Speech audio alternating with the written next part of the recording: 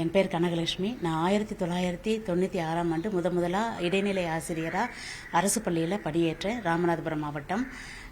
அதுக்கப்புறம் 2000ஆம் ஆண்டில் ஆசிரியர் பயிற்றுனராக இருந்தேன்.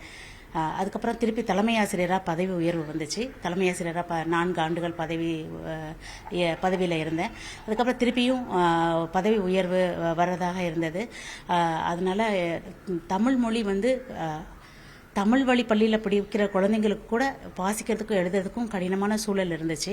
அதனால எனக்கு பதவி உயர்வு வேண்டாம், ஊதிய உயர்வு வேண்டாம், என்னை தலைமை ஆசிரியர் பதவியிலிருந்து மீண்டும் இடைநிலை ஆசிரியராக பதவி இறக்கிடுங்க.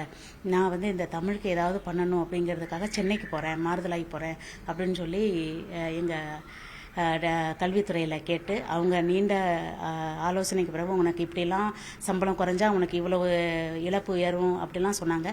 எதுனாலும் பரவாயில்ல, எனக்கு பிரச்சனை இல்லைன்னு சொல்லிட்டு பதவி இறங்கி இடைநிலை ஆசிரியர் பதவி இறங்கி சென்னைக்கு வந்து சென்னையில் உலக தமிழராட்சி நிறுவனத்தில் தமிழ் வாசிப்பு திறனில் ஏற்படும் சிக்கல்களும் தீர்வுகளும் அப்படிங்கிற தலைப்பில் முனைவர் பட்டம் பெற்றேன் 2017-2018. இது கள ஆய்வில் பண்ணினேன்.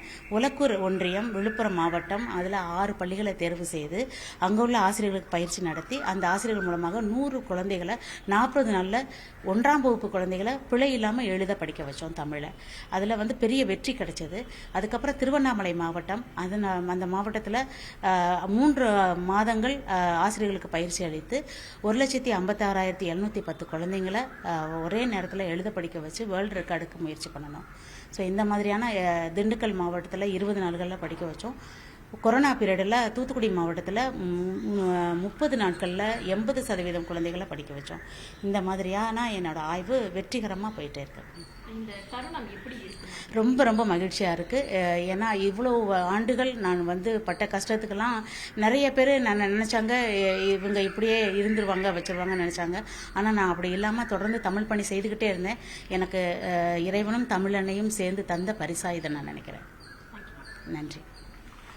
நம்மை ஆட்சி செய்த இங்கிலாந்து நாடாளுமன்றத்தில் தமிழின் கொடியினை உயரே பறக்க செய்துள்ளது ஆசிரியை கனகலட்சுமியின் சாதனை.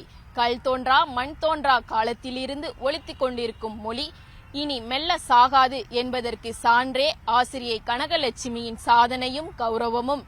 நியூஸ் 18 தமிழ்நாடு செய்திகளுக்காக ஒளிப்பதிவாளர் ஆனந்தராஜுடன் செய்தியாளர் லிபிகா பழனிவேல்.